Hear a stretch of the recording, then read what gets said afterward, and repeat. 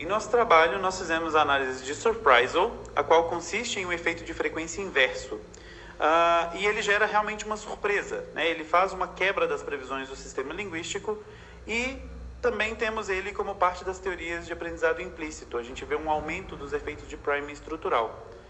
Yeager e Snyder fizeram um trabalho em 2007 em que eles analisaram o corpus de fala do inglês americano e levantaram essa alternância da ativa e alternância de voz entre ativa e passiva. Já em nosso estudo, nós fizemos a análise da alternância de voz no subcorpora falado do corpus brasileiro.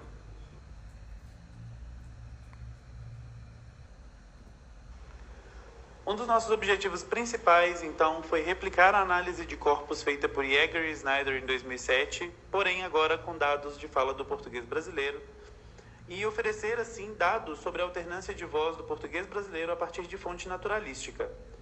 Além disso, investigar os efeitos de surprise ou da construção passiva na escolha de construções subsequentes, o que se trataria com relação ao priming estrutural, e contrastar diretamente dados do português brasileiro e do inglês para estudos subsequentes sobre bilinguismo. Além disso tudo, contribuir para a discussão acerca da natureza dos efeitos de priming estrutural.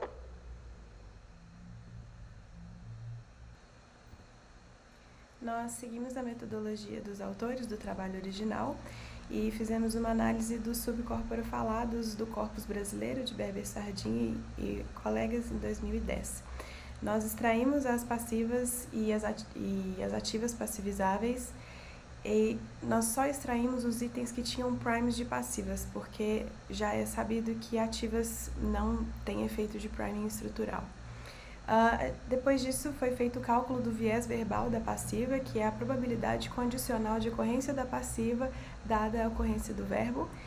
Depois a gente calculou a distância entre o verbo prime e o verbo alvo. Essa distância foi calculada em número de construções de estrutura argumental transitivas.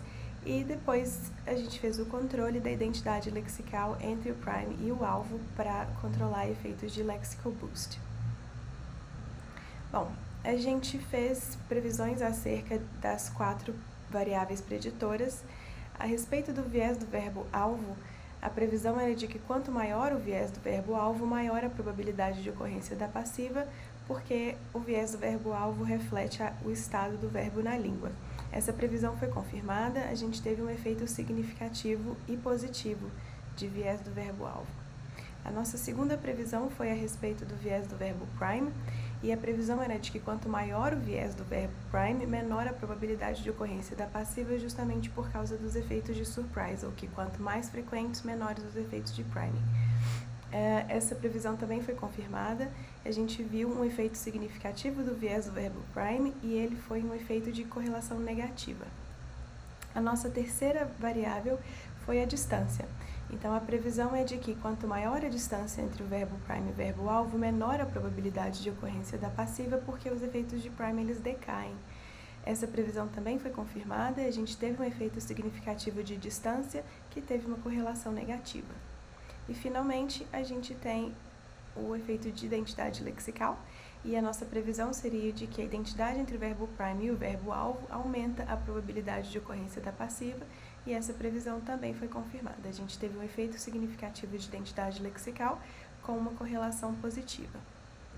Nas nossas considerações finais, o que a gente pode concluir desse trabalho é, primeiramente, que a gente tem resultados em concordância com aqueles de Yeager e Snyder do estudo dos autores sobre alternância de voz. A gente oferece mais evidências em suporte à teoria de priming estrutural como resultado de aprendizado implícito, especificamente por causa dos resultados sobre os vieses verbais e a distância. E aqui estão as nossas referências. Obrigada.